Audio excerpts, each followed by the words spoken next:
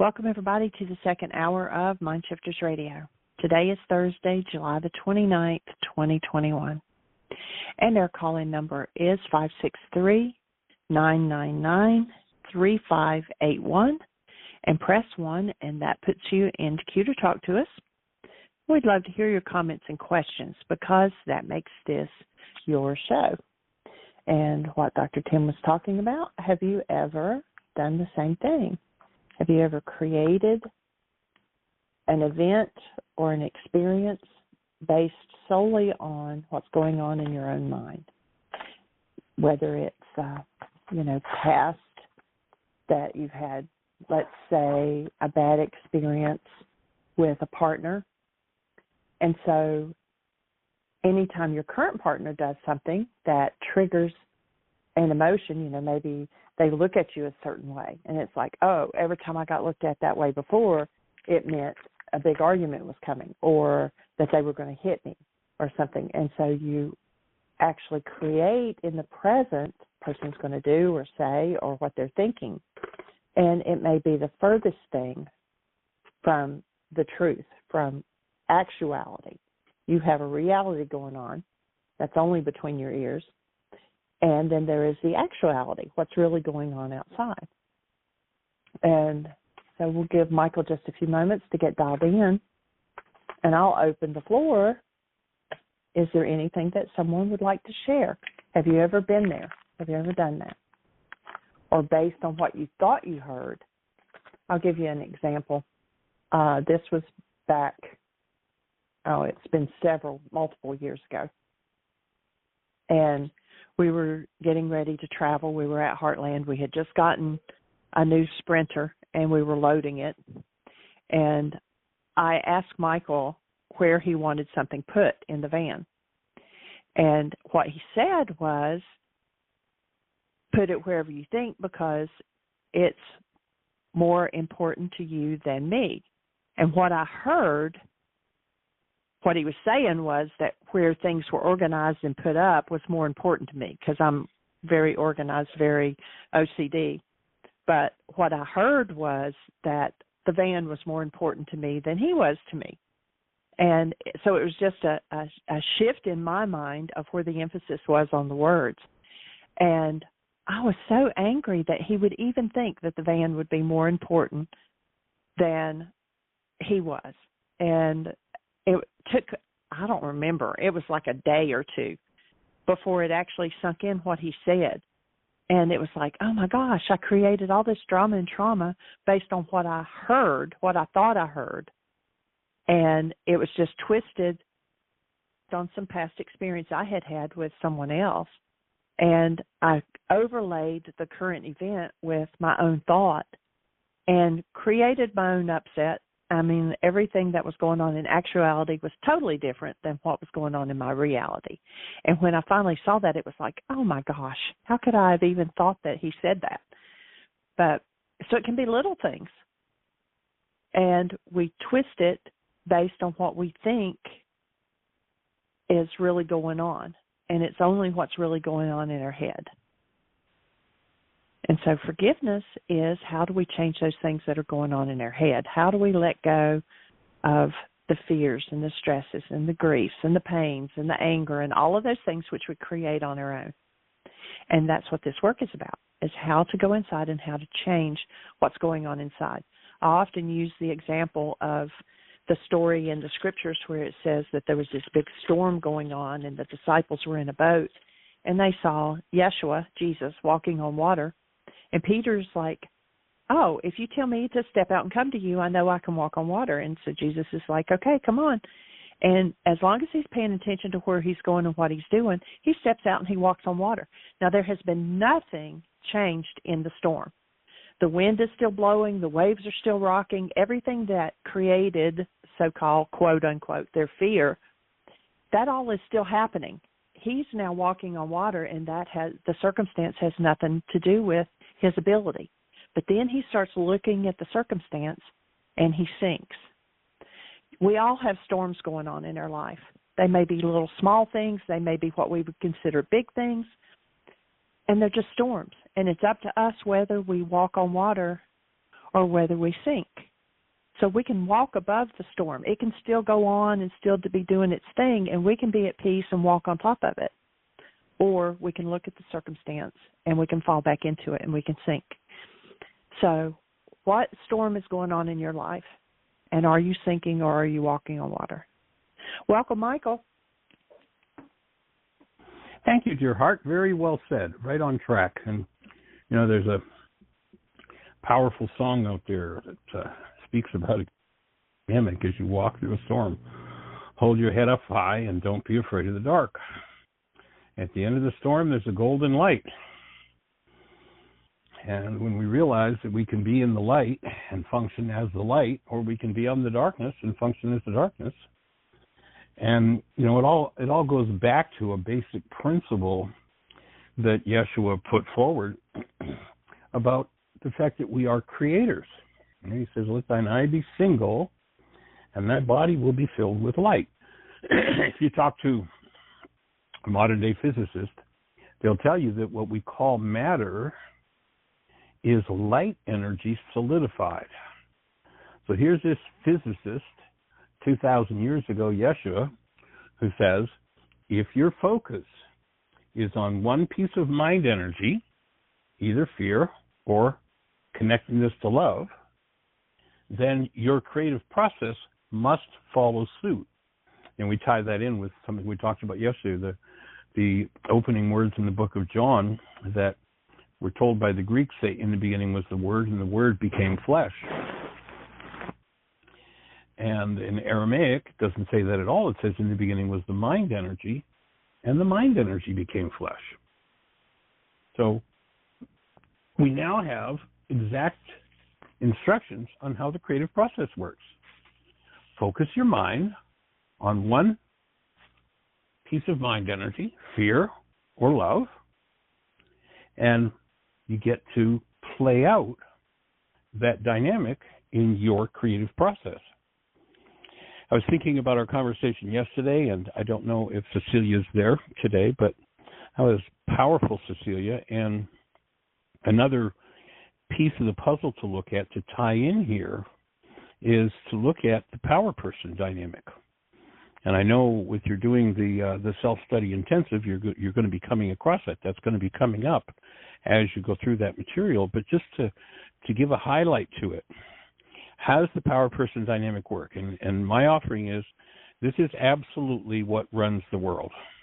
I don't care how highfalutin, you know, somebody with a dozen different degrees has their name in lights. This is what runs the world. And it is the power person dynamic. And I don't care whether you're in church, or you're in the corporation, or you're in the government, or you're in the family, or you're in the neighborhood, or the club, or whatever it is.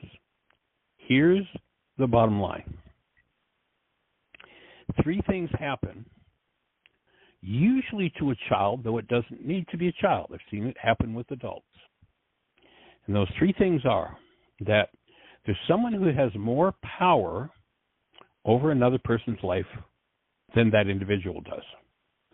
Again, usually a child. So maybe it's a child of 3. And usually, again, though not always, it's a parent. So if a parent has more power over the child of 3's life, that's one strike for creating a power person dynamic. The second one is, if that person who has the power is not functioning as a human being. That is, they are not functioning as and out of love. And then the third leg of that stool is that if the individual who's the object of that power perceives the situation as a survival situation, they move into a receptivity mode for this power person dynamic. Literally, their energy field, and in the context of our conversation yesterday, their whole nervous system is wide open. And very much like a sponge, they will suck in all the energy in the environment. And the energy, a power person who's raging, screaming, wildly crazy, exuding a tremendous force, tremendous energy force, that if the child has an open field and is just drawing that energy in,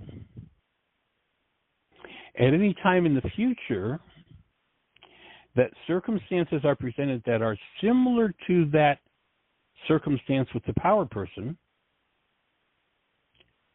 that energy that's been absorbed will open and will simply puke out of one's mouth. And the power person dynamic is the root of all disease. Literally, I'm talking about physiological diseases, mental diseases, emotional diseases, financial diseases, relationship diseases. This is the root of all disease. And unconsciously, we will be drawn to engage that energy and engage others who are in resonance with that energy. In other words, we'll tend to be drawn into relationships with people who have matching bags of garbage.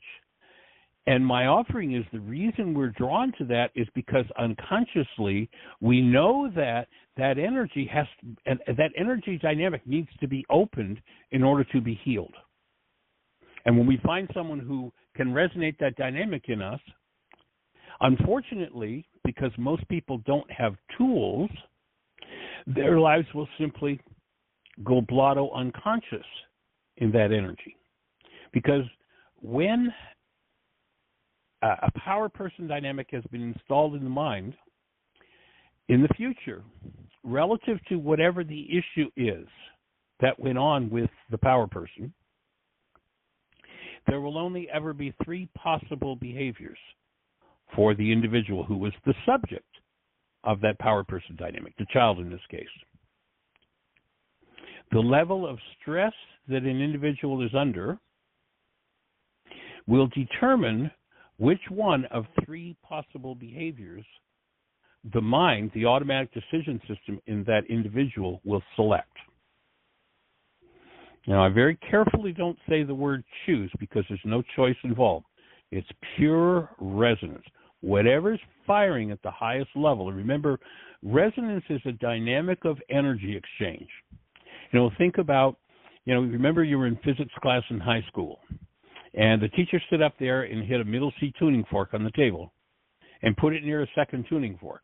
And that second tuning fork started to vibrate. Why? Because there's a matching atomic magnetic structure between the two tuning forks. Now, if I had a middle C tuning fork in my hand and somebody came along with a middle A tuning fork and stuck it on the desk, nothing would happen to my middle C tuning fork because there is no atomic magnetic resonance. There's no match of energy between them. But the person who hits the middle C tuning fork on the desk and puts it close to the second tuning fork will find that the second tuning fork starts to vibrate. If I hold a deeply traumatic, high energy experience in my field, literally, because everything I hold is energy, and energy by definition is motion, and motion creates energy waves. I'll never forget, this goes back 40 years ago. I used to keynote at a conference called Global Science.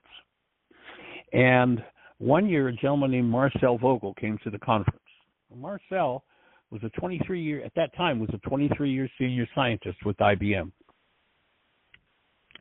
He was the only non-degree, Marcel didn't have a degree. He was the only non-degree scientist that IBM had on their staff. Why didn't Marcel have a degree? Because nobody could teach him anything. He was a genius from the start. At the age of 11, Marcel invented and patented chemical light. This is a kid of 11. If you go to a football game and you buy a light stick and there's a glass tube inside of it and it's plastic, wrapped in plastic, you bend it and the glass tube breaks and the chemicals mix and it turns to light. That was Marcel's invention at the age of 11.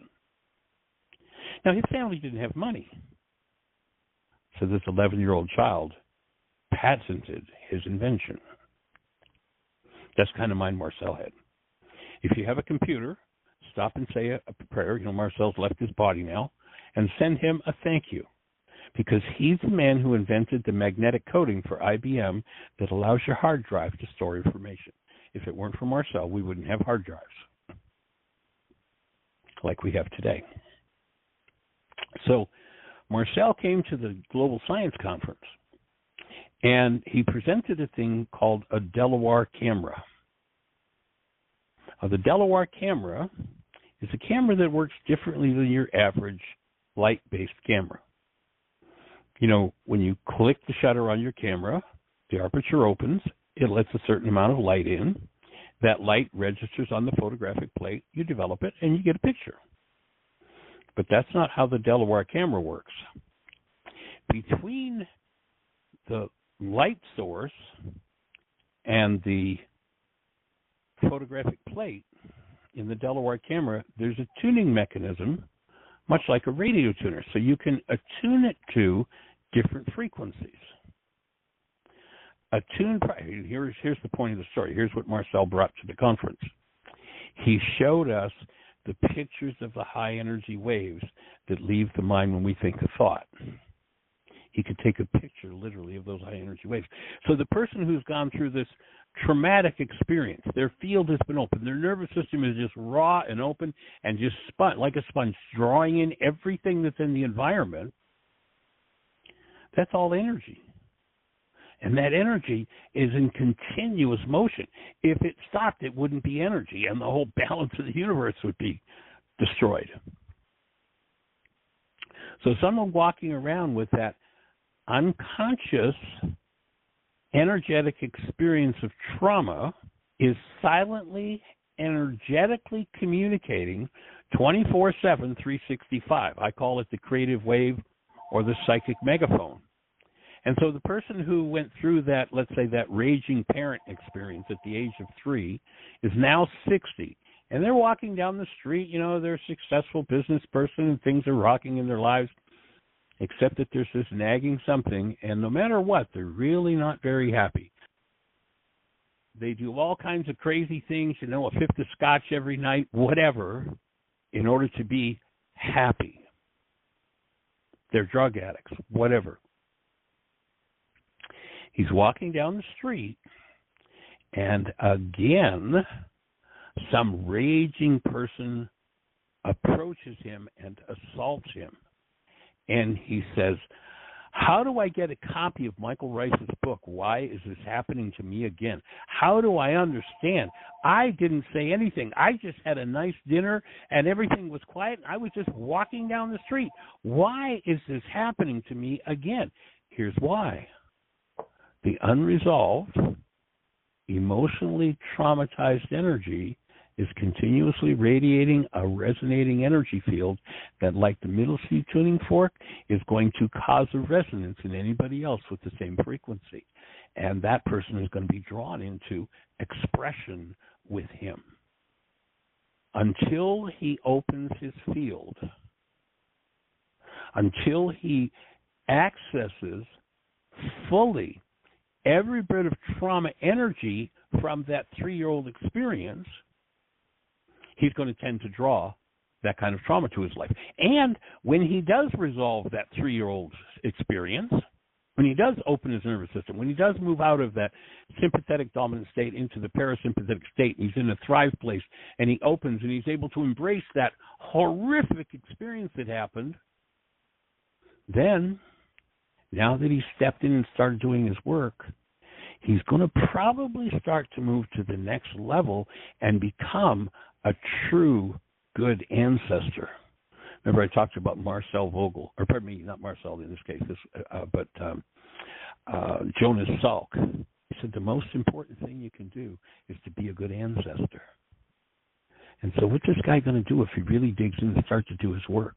He's going to start to access the genetic memory of the father who was the rager that impaled his energy field with this trauma energy.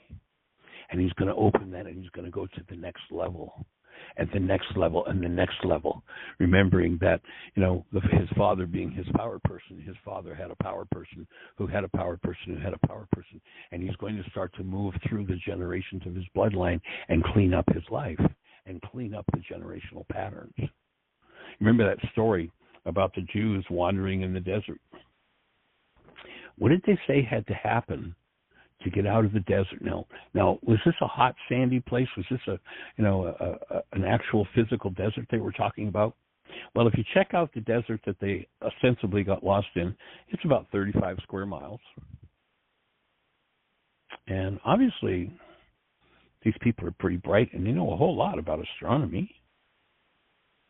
And if they were lost in the desert, they know the sun rises in the east and sets in the west. And what would they do if they wanted to get out of the desert? They'd wake up one morning, they'd pack their belongings, and they'd start walking west. 35 square miles, you can't be too far from the border. They're going to be out of the desert. It can't take 40 years. I mean, that's just silly. But that idea, that metaphor of the desert, is a code word for the unconscious. Now, that guy of 60 that I told you about, who's been through rage experience after rage experience, remember he met that wonderful woman, and she was so beautiful and so sweet, and until the honeymoon was over, they had this wonderful time, and then in rage and drunken stupors, he would hit and strike and abuse and beat and not have any idea. And after he sobered up, he'd go, "Oh my God, what have I done? I am so sorry, I will never do that again." So the next time he gets drunk, and that trauma energy is resonated, and he has to select one of three behaviors. And the level of behavior, or the behavior that his mind will select, will be related to the level of stress he's under. So with this beautiful, wonderful woman that he says he cherishes so deeply, when there's no stress, he is Mr. Nice Guy. He is just a gentleman, charming, cherishing. Everything is awesome. But then when stress starts to build, he stops doing that charming stuff, which is the way that he got along with his power person. No stress. The automatic decision system causes the mind to do whatever it is we did to get along with our power person. But then when stress starts to build, a new behavior will appear that perhaps this woman he's in relationship with has never seen. And this new behavior will be that of what he did to resist and survive with his power person. So maybe what he did to resist and survive with his power person is he became very snarky and nasty. So all of a sudden, Mr. Nice Guy becomes Mr. Nasty, and they say the honeymoon is over. Boy, we've got work to do in this marriage. And then the third level of stress, that is, he is ultra stressed. His automatic decision system will force him into the root of that experience in his nervous system, and all the rage that poured out of his power person's mouth will pour out of his mouth, and along with it, the fists that his father's used to beat his head in will find him beating his wife. And that's as sure a pattern as night follows day. Now, I can remember Jeannie and I were in South Florida. This probably goes back, 14, 15 years ago, sweetie, if you remember. We were doing a conference for a gentleman who had an online AA program that he had run for years. He'd been sober for about 30 years. He was probably in his 60s at this point. And I explained this dynamic of the power person. He came up to me after the workshop and said, "Michael, I know that isn't true because my father, when I was a kid, my father beat me mercilessly, and certainly I hated it, and I never, ever hit my son." And he was kind of in a defiant sort of posture of, so that's just not true. I said, well, let me ask. I acknowledge you for having enough control of yourself to never hit your son, but tell me, still today, how much time do you spend having to control your fist? I could have knocked him over with a feather. He said, that's my constant struggle, to keep from hitting people. Yeah, that's your power person dynamic. Now, maybe you were able to resist doing that with your son. Congratulations, your son is blessed. Although, go talk to your son and find out that some of the same dynamics are in him that are in you, that are unresolved in regard to your power person. Because if you are your son's power person, those dynamics are still there, being beaten and raged at, even though you never raised a finger, because you got to be in the energy field of that unresolved rage and pain. And it is passed from generation to generation, and he received it in his genes just like you received it in your genes from your father. And now if you go to work, you will truly become a good ancestor, and you'll start cleaning out your genes. You'll start cleaning out the dynamics. You'll start facing every terror, every trauma, every fear, every beating, every rage, every sadness, every grief, every criticism, every put down.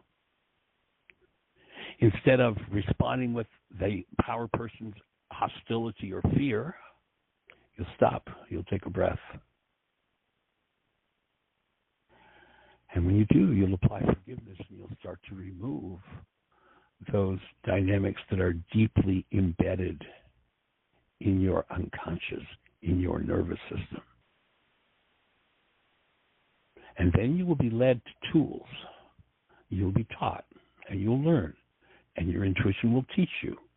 And the final step will happen in your healing when that power that is within you, that is the only and true master teacher, will guide you on how to heal those final energetic dynamics that have been going on perhaps for 1,000 generations in your bloodline.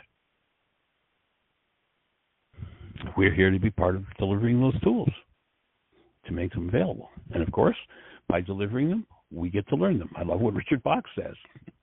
We teach best that which we most need to learn.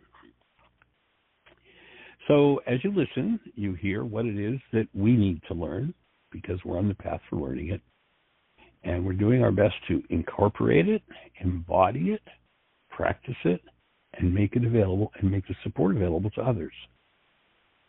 So that together we can change the unconscious dynamics of 1,000 generations of our bloodline. You look back through the history of humanity, and this touches every one of us. The rages, the pains, the traumas, the insanities. In the last 75 years, we've murdered in this world 175 million people in war. And you'll notice the unconscious dynamics are starting to come out now within our own country, with our own countrymen, as that unconscious rage and that unconscious pain is brought forward. We will keep manifesting that until a critical mass of people say, I got it. I don't have to live in the desert anymore. My 40 years are up. Oh, here's that rage of my mother. Here's that pain of my father. Here's that trauma of my big sister, who was my power person. And now I'm going to step in, and as the Native Americans were wont to say, I'll say to myself, Matakwiyasin, which in the Native American culture was a sort of a prayer statement that was offered when people went into a sweat lodge or a healing ceremony of any kind. Matakwiyasin meant for all my relations.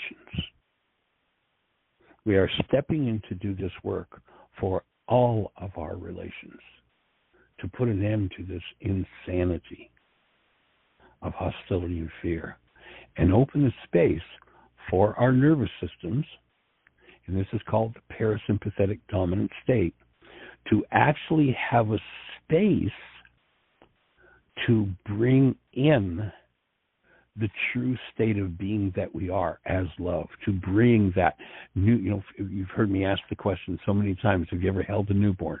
Go back and tap into the energy of the newborn. And notice when you tap into the energy of the newborn and you recognize them as love, that the newborn is not loving you, but the newborn is love. The parasympathetic state is a state where the nervous system is open and receptive to thrive and to receive light, directly, to receive the active presence of love fully within it and incarnate it within every cell and flush out of every cell the hostilities and fears of the generations. It's not an easy piece of work to do. When you look at how long this insanity has been going on in the earth, for people to come out of the darkness, come out of the hostility and fear-based mind. Imagine walking up to someone who's in the middle of a huge, raging political argument over what's going on, without getting into details, what's going on in the culture today, and they're raging over it. Imagine walking up to those two people and offering to each one of them, how would you like to take a breath and tap into the presence of love? What would you heal? How many times have you played this argument out with how many people? Yeah, you think it's about politics. It's got nothing to do with politics. It's your own unconscious dynamics. Yeah, you think it's about your relationship with your wife or your husband. It's not about your relationship with your wife or your husband. It's about your own unconscious dynamics. Yeah, you think it's about that guy who ripped you off for all that money, and that's why you're enraged. No, because of your own unconscious dynamics. We're here to change the conversation and to support each person, shifting it out of the nervous system that blocks anything to do with thriving and keeps people in survival, and opening up that nervous system to be receptive to incarnating conscious, active, present love. And when that happens, a whole different creative process operates. And according to Yeshua, the originator of these principles, the physicist, physiologist, psychologist, geneticist who understood this and taught it in Aramaic 2,000 years ago, he said, a little leavening leavens the whole loaf. He was talking about critical mass in physics when he said that. He wasn't talking about bread. He was saying, it's only going to take a small number of people who choose to literally bring heaven to earth, bring the active presence of love. Remember in Aramaic, the words "the kingdom of heaven," as the Greeks translated it, in Aramaic means the community of love. It's only going to take a small number of people who choose to enter the community of love. And not everybody's interested. Everybody's interested in doing that. You hear about it until you tell them the work that needs to be done. Oh, wait a minute. I need to open my unconscious and deal with all the gunk and the garbage and the rage and the hatred and the vengeance and the suffering and the loss and the death and the trauma of all my generation. You want me to? You're crazy. Oh, yeah, I want to do it. But you think I'm going to actually open and start to look at that crap? No, it takes a special breed. It takes a special breed that has the brain cells to say, okay, Matakwe-Yasin, I'm going to do the work for all my relations, and I'm going to stick around the teaching long enough. I'm going to engage it deeply enough to actually allow my nervous system to open its deepest trauma and pain, be it mine or an ancestral pain. I'm going to bring it forward in the presence of active love and allow it to be dissolved. I can think back to a time about 30 years ago. I was 20 or so years into doing this work and had seen some magnificent healing take place. And I'm pondering and I'm asking myself the question, why? Gee, there were 30 people in the room. Why did this one heal and that one didn't? Why did this person who had this horrible traumatic disease that had gone on all their lives, all of a sudden that day it ended? And the 29 other people in the room went on with their diseases. One person had prepared and done the work. Remember the story of the woman who had the issue of blood? There's a throng of people around Yeshua. And she knows she's prepared. She's been doing her work. She's been building the brain. So she's at the place where she knows she needs some very powerful support. And that if she can do it, that last piece of work that she doesn't have the vitality to do on her own, she can get the support by touching the hem of his garment. And we're not talking about her touching a piece of cloth. We're talking about her stepping into his energy field and being empowered by the presence of his active love. And literally, she ends a 12-year severe disease process, physical disease process, ends that instant. Now, we're told in that particular story there was a whole throng around Yeshua. I don't know how many people are in a throng. Are there 2 or 10 or 2,000? I don't know. Maybe it was the 5,000. Whoever it was, one, out of all of them healed, one was ready to do the piece of work that was required to get rid of a severe physical disease. There's a poem we use. It goes like this. Tell me the weight of a snowflake, a hawk asked a wild dove. Nothing, more than nothing was the answer. The hawk then said, I must tell you a marvelous story. I sat on the branch of a fir, and it began to snow. Not heavily, not a raging blizzard, just like in a dream without any violence. As I sat on the branch, I counted the snowflakes falling on the twigs of my branch. Their number was exactly 3,741,942 when the next snowflake, nothing more than nothing, as you say, fell on the branch. And as that snowflake fell on the branch broke off. The hawk flew away. The dove, an expert on peace, thought about the story for a while and finally said to himself, perhaps only one person's voice is lacking for peace to come about in the world. Will you be that critical mass person, the leavening that leavens the whole loaf? I don't know. You might be. Are you ready to step in and do the work that it takes? It's not a pleasant work. Its rewards are absolutely awesome. But it can be tough. It can be painful.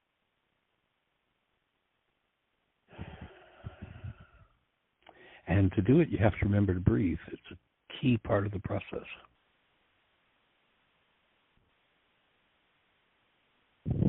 So this experience 30 years ago, and I asked, what is it? What causes one person to heal and another one doesn't? And what became clear to me, the answer that I got, was that 2 things have to occur for healing to happen. One, the energy that has been hidden in the unconscious, in the nervous system to date, is going to have to come to the surface and make an appearance. That means it might be pretty nasty. 2, present in that space must be conscious, active, present love. If love is conscious, active, and present, talk about that story of the woman with the issue of blood. Yeshua is the presence of conscious love. She knows she just needs to get close enough to that presence of love, and that will vitalize her sufficiently that she can let go of this power person dynamic that's been residing in her womb and creating such trauma for 12 years.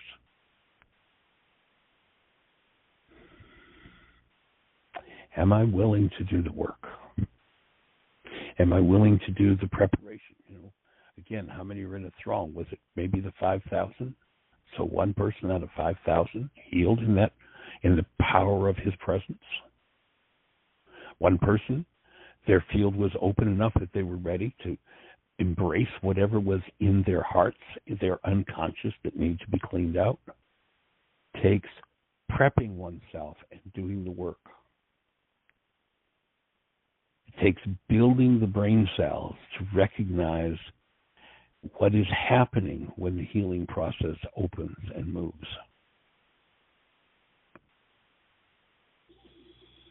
It requires breathing. Jeannie oftentimes says, "Oh, Michael, I can hear you breathing through your microphone." Yeah, well, that's what I'm here to do, breathe. So I breathe with you, and I invite you to become willing to open your nervous system and find whatever's there. Touch whatever's there.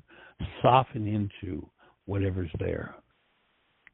And free yourself. If there's pain somewhere in your structure, that place where there's pain is where the energy of trauma is stored, or where the energy blockage is that would otherwise allow that thriving, awesome energy to move through. So you want to focus.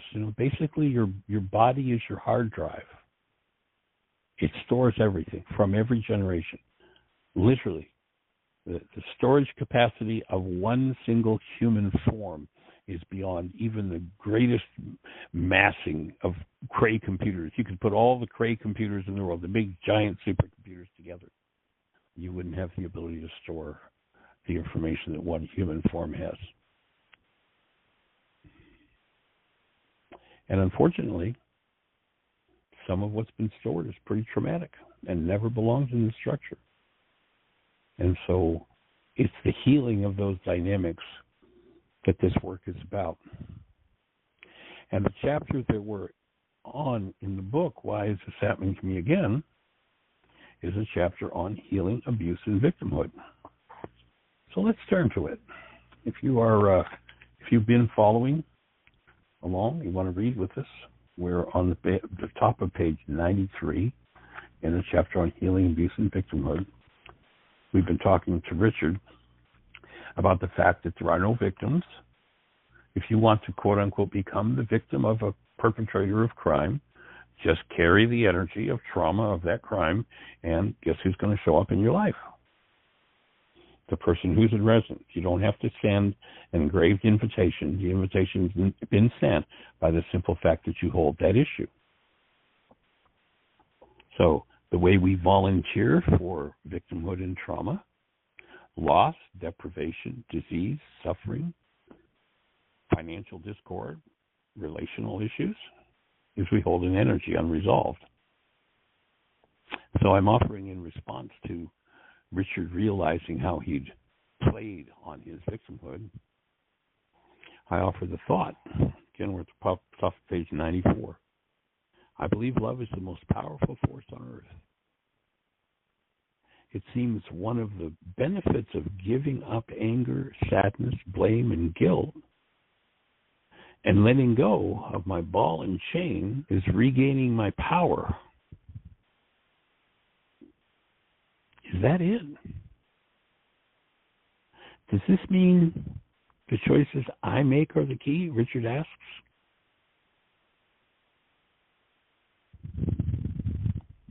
Is that it? Is that the key? That was actually, I misread that. That was a statement that Richard made, and my answer to him is that's right. And the new choices you've been making today are grounding you in your power, I offered. He comes back and says, then you're saying that the power I lost playing the victim becomes available to me to consciously recreate my life? He says, to think about every part of me being aligned with and creating out of love. It's pretty exciting stuff. And I offer him the thought, yes, and it takes work.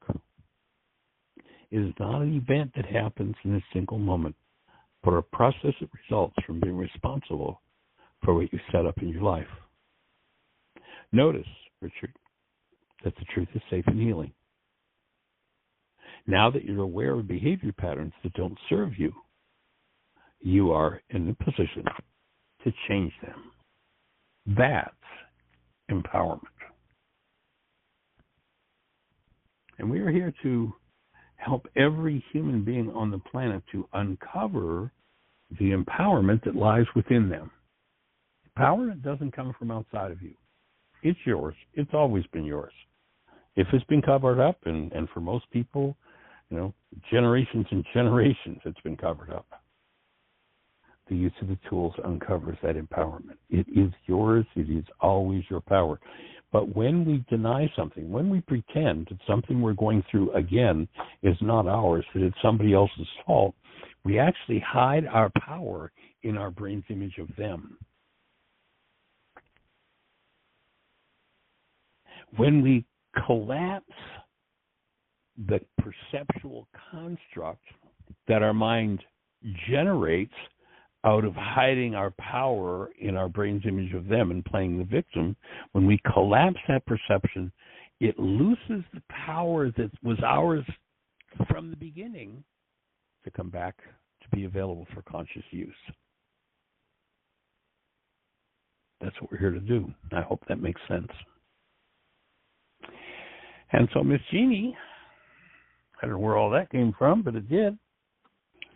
Yeah, it's been awesome.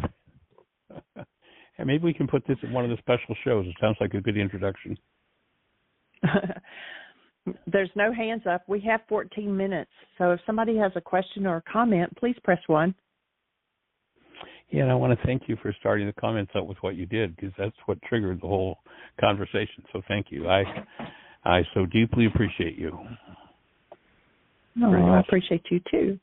I was just following up on Dr. Tim's conversation in the first hour was about people creating their reality, and even some of his clients that he had this morning that, he said, she said, and she said, he said, and they each denied what the other one was saying, and they were creating their own reality and their own trauma out of their own minds and not based on actuality. So I was just kind of following up on that. So we do have a hand up now, and it is Miss Cecilia, area code 480. You're on the air. Okay. Hi. I know I have like a little bit of time left with this huge, humongous issue of mine. So I just go for it. Go for it.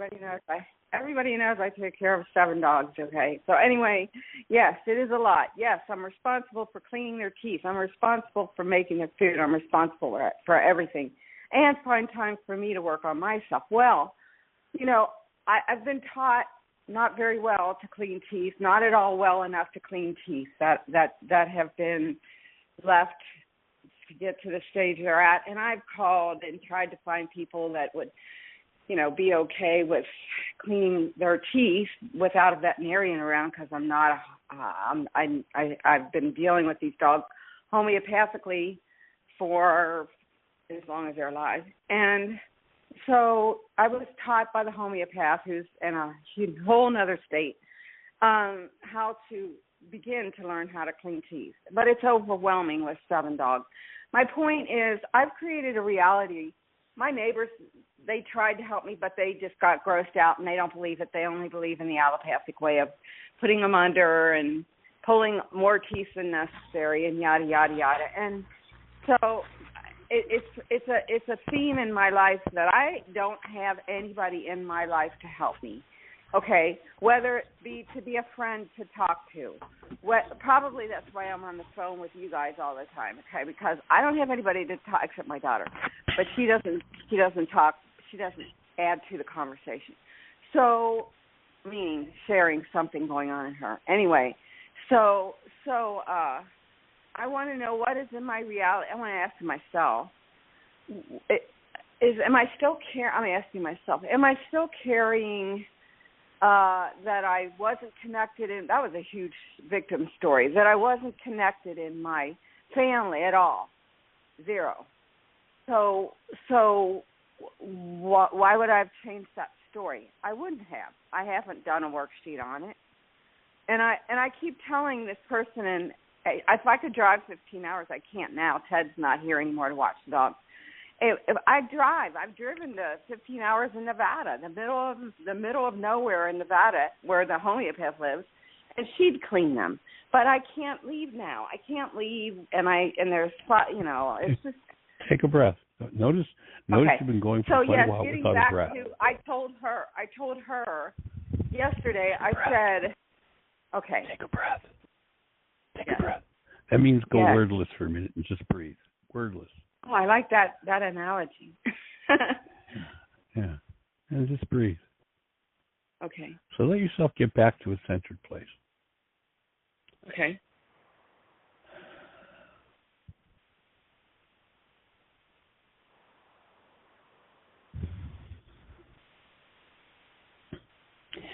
I'd invite you to put your hand up, your right hand up over top of your left ear. And gently pull your head over to your right shoulder, as far down as it comfortably goes. And as you do that, allow your eyes to look up and to the left as far up as they'll go. So they're stretched way up, and allow yourself, feel your breath as you stretch your eyes, literally feel the energy from your eyes as you take your breath, and let it expand into your chest, your abdomen, all the way down to your pelvis. And just like imagine your whole body is blowing up like a balloon with that breath, and it stretches right from your eyes. And that nervous system opens, that welcomes the presence of love. And take a second breath there. Just let it stretch just a little bit more. And then let your right hand go and bring your left hand up over your right ear. And stretch your head again.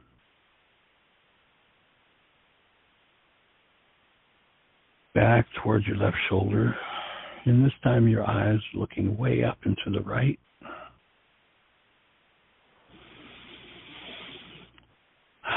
Deep breath all the way down into your chest and your back. And just let everything expand and open. You can feel the energy from your eyes as they stretch up and to the right, just reaching down and opening that flow into your structure.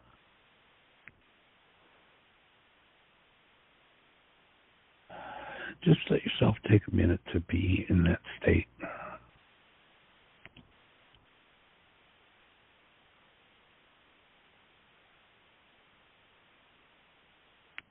And when you find your voice tones going up and your speech accelerates, that'll be a signal that lets you know that you're going back into that sympathetic dominant state. That state of hopeless and helpless is starting to move and take over again. That's where carbon-based memory and the power person dynamic are stepping in to run the show. And that'll be a place to just notice, just gently, be really gentle with and take care of yourself. Allow yourself to do that stretch and that breath. And just let yourself get back to that balanced state where things in your structure are soft and open. And love flows there. And, when we're in that sympathetic dominant state and carbon-based memory takes over, whatever's stored in physiology runs the show, there's no resolution from there. But if you'll just, each time that state comes up, each time you catch yourself there, if you just take a minute, go back to that connected state, there's a power in you, Ruka Dakucha in Aramaic, a feminine elemental force that undoes the effects of yours and teaches you the truth. It's there for you. That's where your empowerment lies. And that's where the answers will come, And the answer may look like,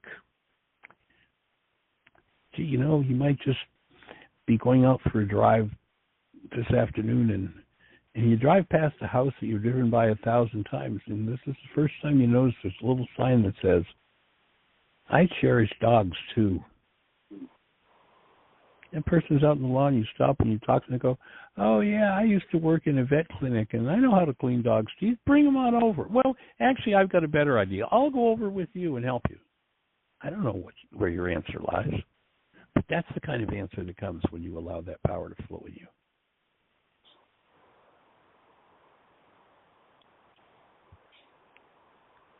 But when the voice goes up and carbon-based memory takes over, that frantic non-being self is trying to figure things out, and you can't figure things out.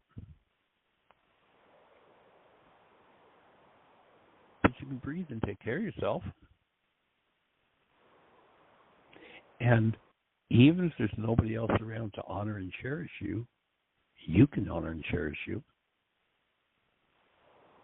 And when that becomes the predominant resonant energy that emanates from your energy field, guess how many people are just going to spontaneously start to show up to honor and cherish you? Even if they're a couple thousand miles away in Bristol, Virginia or something. They're going to show up and they're going to hold a space for you. Or maybe they're in Hawaii and they actually write a song for you. It's like they're all over the place. And I bet there are a lot of them right there in Phoenix, Arizona, too. But, we can only see what we have the eyes to see and the ears to hear. And if we're listening out of our traumatized past, somebody could be standing right in front of us screaming how they want to support, and we literally won't be able to hear it. What we'll hear it as is attack. Mm-hmm. So remember, the first order of business is there's a power in you that you need to stay connected with, that you'll thrive when you stay connected with. And when you connect with that level, all other things will be made unto you. Everything else will tend to fall in line. And when it's not falling in line, there's your next worksheet. There's the next piece of work. Oh, I'm creating a down result here. What's the part of me that I need to forgive now? And you'll probably have to ask yourself that question many, many, many times. But if you remember to ask the question and you do that piece of work, life is just going to get so much easier. Okay, I'm sure I'll be on the radio with the next one I have to work on. Well, and we will say thank you again. And we're delighted that you're here to share the space with us. You know what? I wonder. Because that's what we're here to do with you. I wonder if a zillion people feel the same way, that I don't want to bother any. I know you said yesterday, but I mean the thought, even when I'm breathing, is I'm resistant to what you're saying. But I hear there's a part of me that I want to clean that up with, and so a zillion other people must be resistant to wanting to actually go through this and be on a radio show and expose the so-called dirty laundry, is what you hear from your power people. Don't you dare expose the family's dirty laundry, right? Okay. Yeah. Keep the secret. Yeah. And don't you dare talk about the past, and don't you dare talk about this with the look of I'll kill you. Yep. So that's in me, obviously, that I'm talking about it, so it's there. I mean, the resistance is that power person dynamic that I have in me. That is. Yeah. And the thing that happens, Cecilia, is that the power person's voice embedded in us speaks as though it's our voice. Mm-hmm. We mistake that voice for our own voice, and we believe it. And that's what needs to be forgiven and to be done with. Yeah. Okay.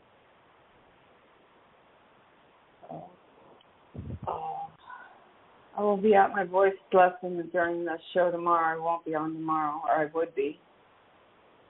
So I will see you guys on Monday. All right. Well, you have an awesome weekend and a great voice lesson. Oh, by the way, did you get that link that I sent you, that YouTube video, that little kid?